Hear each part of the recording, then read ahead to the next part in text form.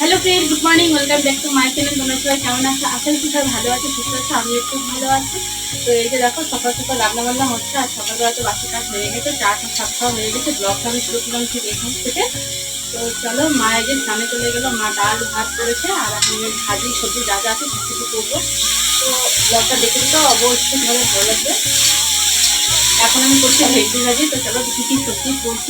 মুগ ডাল করেছে, আর আজকে ডালের পরিমাণও বেশি। তো এখানে কিছু ডাল আছে, আর এই যে খেতে ধান কাটার লোক আছে, ধান কাটতেছে সবাই। আর এখানে যে ভাত, আর হাঁড়িতেও ভাত আছে। এই যে ডাল আর এই যে ভাত এখানে বালতির মধ্যে, তো এগুলো নিয়ে যাবে। আর সবজিটা হলেই আর কি। আর এখানে দেখো আমি পটল আর আলু দিয়ে একটা সবজি করব, আলু ভাজি করব। বড় বড় করে একদম কেটে নিয়েছে ছোট আলুগুলো। আর এই যে করলা ভাজি করব, আর এই ভেন্ডি ভাজি একটু বসিয়ে দিয়েছি।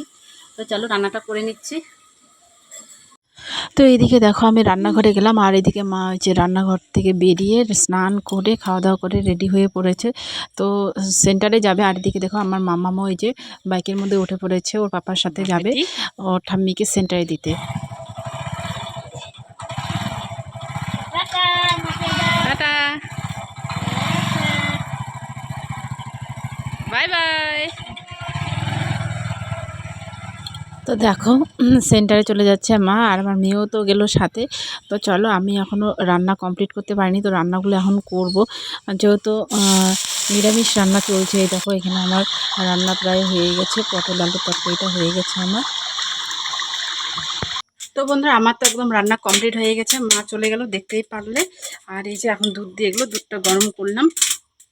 আর দেখো কতগুলো ভাত তরকারি রেডি করে রেখেছি, এগুলো নিয়ে যাবে ক্ষেতের মধ্যে। কারণ বললাম না, ধান কাটা কাজ হচ্ছে, তো এখানে অনেকেই আছে, 3-4 জন হয়তো আছে, আবার বাবা আছে।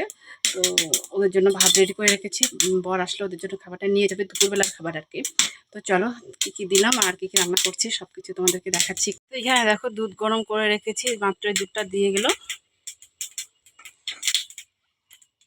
এই যে এখানে ভাত আছে বালতিতে, আর এই যে এই টিফিনটাতে ভাজি আছে, আর এটার মধ্যে ডাল আছে, মিরকেলের মধ্যে ডাল। আর এই যে সবজিটা এখন রেডি করিনি, সবজিটা রেডি করব। এখানে হচ্ছে আলু পটলের যে তরকারি করেছি একটা। আর আমাদের বাড়িতে এখন নিরামিষ চলছে, যেহেতু আম্ববচি চলছে, সেই কারণে নিরামিষ, মানে রসুন পেঁয়াজ কোনো কিছুই চলছে না, শুধু আদা জিরা বেটে।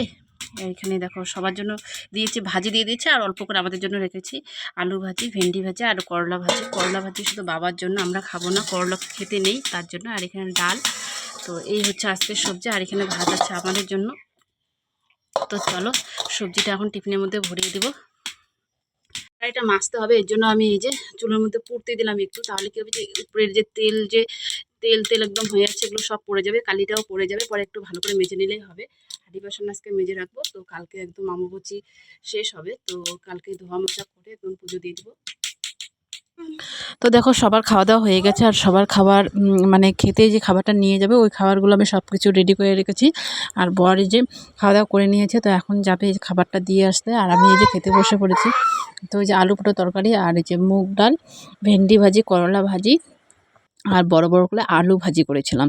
তো এই যে খেতে বসে পড়েছি, এখন খেয়ে নেবো। কারণ এখন বাজে 1টা, যেহেতু এত ভাজি টাজি করতে হয়েছে, তো সব কিছু পরিমাণটাও একটু বেশি। তখন যে তোমাদের দেখাচ্ছিলাম, তো ভাজিগুলো কিন্তু আমি ভাগ ভাগ করে নিয়েছি। মানে খেতে জন্য যেগুলো দেবো ওগুলো আলাদা করে রেখেছি, আর আমাদের জন্য অল্প অল্প করে রেখেছি।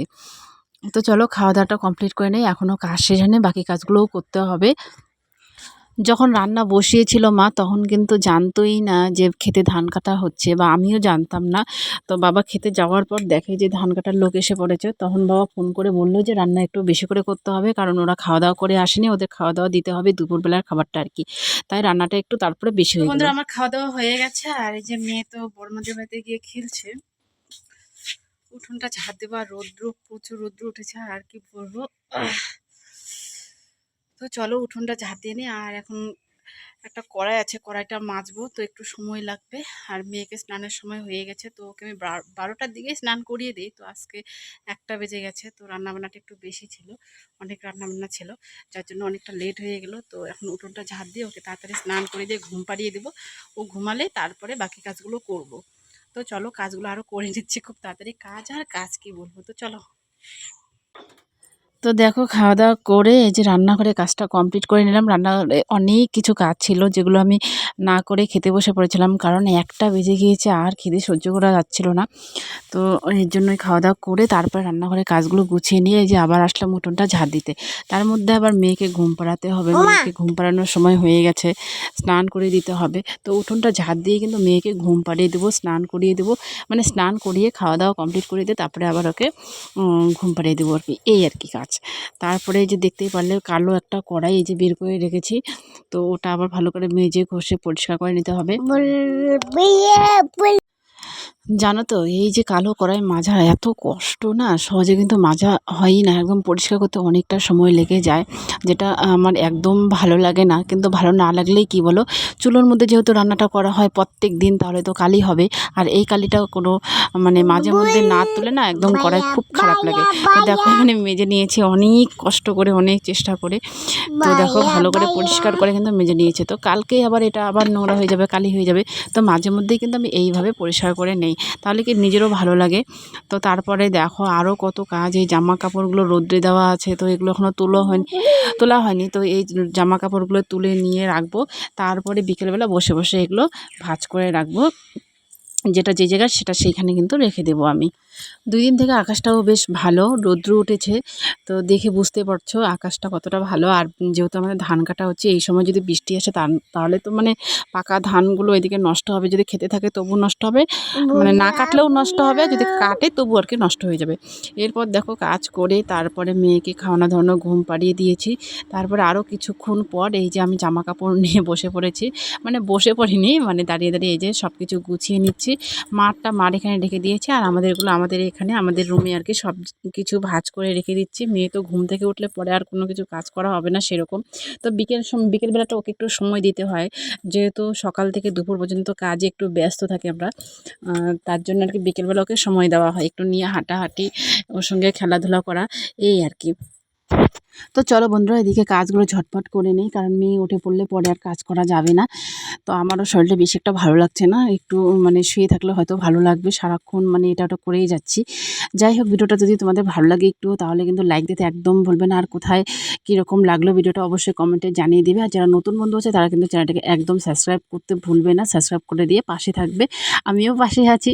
তো চলো দেখা হচ্ছে খুব শীঘ্রই সামনের ভিডিওতে, তাই না? ততক্ষণ সবাই ভালো থেকো, সুস্থ থেকো।